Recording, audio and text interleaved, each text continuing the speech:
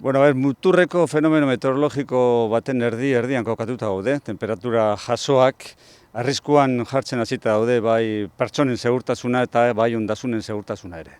Hori horrela izanik, basoen sutearen kontrako plan berezia martxan jarrita daukagu dagoeneko, baina orain arte aktibatuta daukagu plan hori Araban bakarrik eta alerta mailan edo nivel horretan. Kontua da, gauzak doazen moduan ikusita, seguruenik bihar bertan maila bat gorago jarri beharko dugula alarma hori, eta alerta fasetik emergentzia fasera jarri beharko dugula, eta Araban bakarrik izan beharrean autonomia erkidegoko 3 lurraldeetan. Horrek ekarriko du, orain arte indarrean egon diren murrizketak eta debekapenak baino gogorragoa jarri beharko direla, batez ere baserri inguruan hartu beharko diren neurriak murriztuko dute edo debekatuko dituzte egin aldiran egitate batzuk edo jarduera batzuk. Zergatik hartuko da orain neurri hau, zerk bultzatu zaitue gehiago zorroztera eta zeintzuk izango dira debeku horiek edo murrizketa horiek? Bueno, temperatura gora doa, argi dago, hurrengo egunetarako ez da bera etorriko, eta gainera iragarrita dago seguruenik hurrengo egunetan, asteburuko egunetan bereziki haizea ibiliko dela baita ere, eta bero haizearekin baldintzarik okerrenak dira sute arriskuak ugaritzeko, ezta? Beraz, hori kontuan hartuta, zinbestekoa da neurriak hartzea. Gero neurri murriztzaileak egunean zehaztuko ditugu zeintzuk izango diren. Izan ere, leku guztietan arrisku bera ez dago, eta gainera ikusi ala, egoera ikusi ala hartu behar dira lekuan lekuko neurri horiek ere.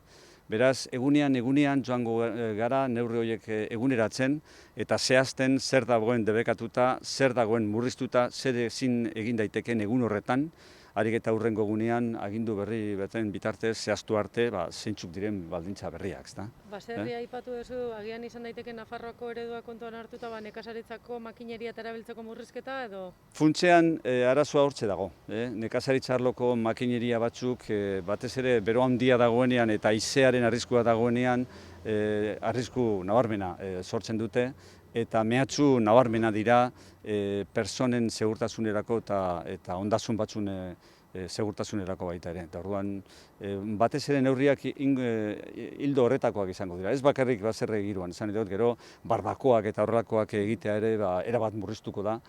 Udako asteburuetan horrelakoak ugari izaten dira nun nahi, eta horiek asteburu honetan segurazki autonomia erkidegoko 3 lurraldeetan debekatu beharko dira, baina hori bihar zehaztuko da, eta bihar emango da honi buruzko informazio zehatzagoa eta lotuagoa egun bakoitzari buruzko egoerara atxikituta. Asteburura begira barkatu, zaintza dispositibo bereziren bat edo jarriko da hori dana kontrolatzeko, errespetatzen diala neurri horiek? Logikoa denez, behin murrizketa jarriz gero zaintza neurriak ere jarri beharko dira, ezta? Eta horretarako segurtasun ardurak dauzkaten erakunde guztiak, instituzio guztiak jakingo dute zeintzuk diren murrizketak eta vigilantzia nabarmena jarri beharko dute, martxan desplegatu beharko dute, bermatzeko debekatuta dagoena, murriztuta dagoena ez egiteko, arriskuak handiak direlako eta kalteak izugarrizkoak izan daitezkelako bai pertsonentzat bai ondasunentzat. Suteak une honetan zein da egoera denak kontrolpean?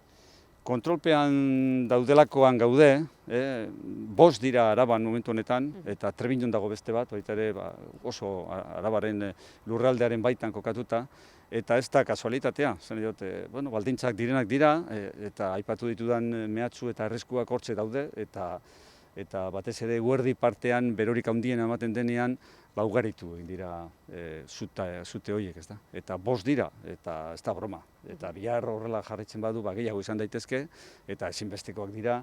Dei bat egin behar da argi eta garbi gainera mundu guztiari kontu handiz ibili dadin, eta batez ere, baso inguruetan zorakeriarik ez egiteko, ez da? Baina hortik aparte, dei horretatik aparte, neurri konkretuak hartu beharko dira, debekapen zehatz eta konkretuak ezarriz. Suhiltzaileak egunean egongo dira lanean, abisuan daude ja, suhiltzaileei dagokienez, Bueno, hauek, neurri hauek beraiekin batera gauzatu behar dira, eta eurek, logikoa denez, gu ez gara zuzenean suhiltzaileen arduradunak, baina koordinatzen ditugu bai horrelako ekimenetan, eta logikoa denez eurek aktore garrantzitsuak dira honetan. Alertan egon behar dute, eta prest edozein momentutan zuterik sortzen bada han ala hemen, bertara joateko eta egin beharreko lanak eta egiteko. Bai.